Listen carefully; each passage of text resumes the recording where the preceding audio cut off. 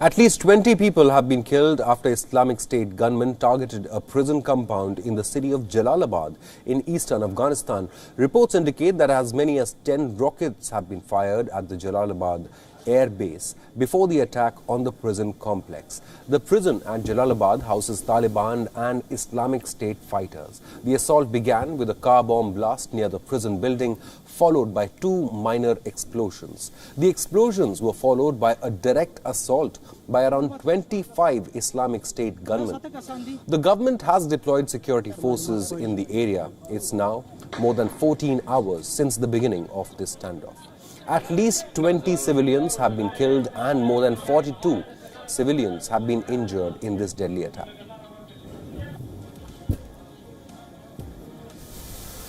We are also getting unconfirmed reports that 8 Afghan security personnel have been killed in action. 3 of the 25 attackers have been taken out by the Afghan forces, but the prison continues to remain under the attackers' control.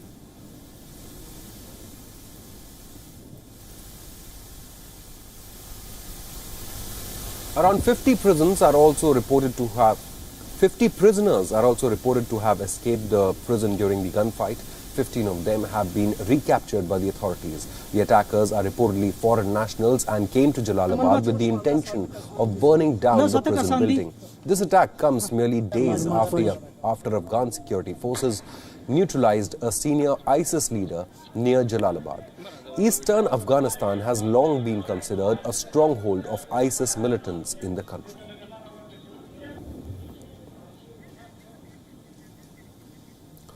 These are the latest visuals of the deadly attack carried out by 25 ISIS terrorists on a prison in Jalalabad. We are getting reports that many civilians have died in this attack. Even some Afghan security forces have lost their lives. Now, the standoff continues. We'll continue to get you all the latest updates as the situation develops in Jalalabad.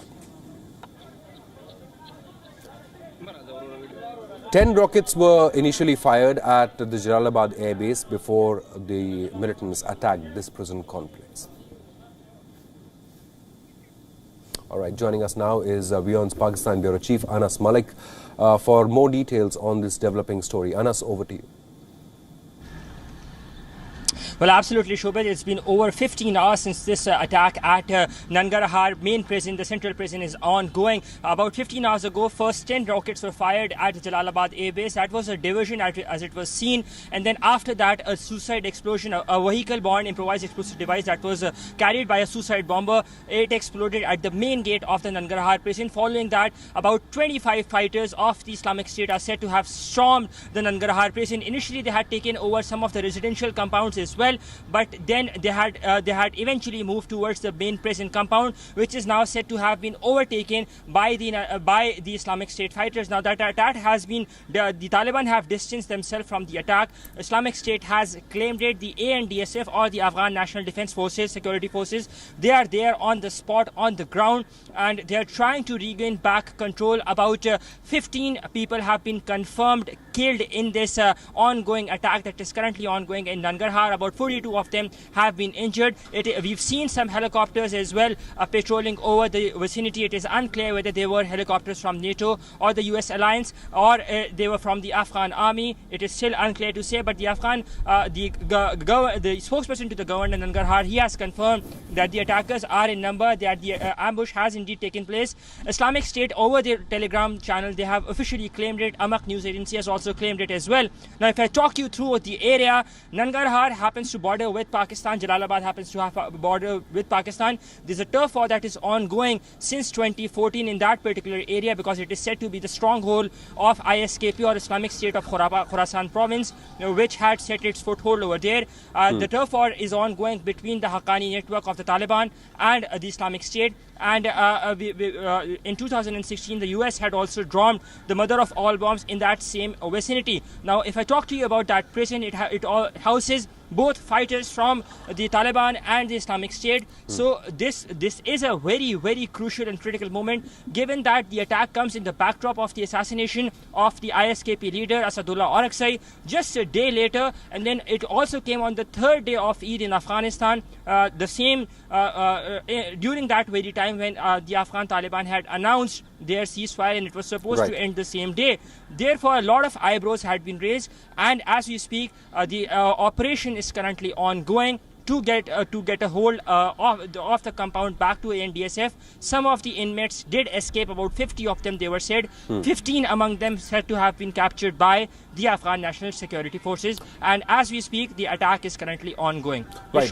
Anas, the attack is ongoing, and we'll keep coming back to you for latest details. But the report suggests that these attackers involved in today's attack were foreign nationals. So is this an attempt by foreign powers to destabilize any sort of peace process that is currently underway in Afghanistan?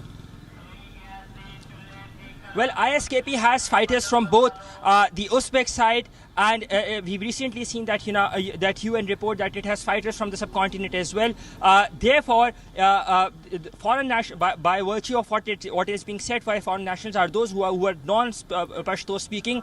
They could be Turkmen, they could be Pakistanis, they could be people from Bangladeshis, or for that matter, Uzbeks as well. It is too early to ascertain their exact nationality, but what the reports that are coming in, that they were those who were non-Pashto speaking. Therefore, they're being termed as foreign nationals. Now, as I said, this comes at a very critical juncture, given that the US side is all keen, and they have been pressing the Taliban to disassociate themselves from foreign fighters, and we've seen foreign fighters detracting themselves and shifting their allegiances to IS from the Taliban.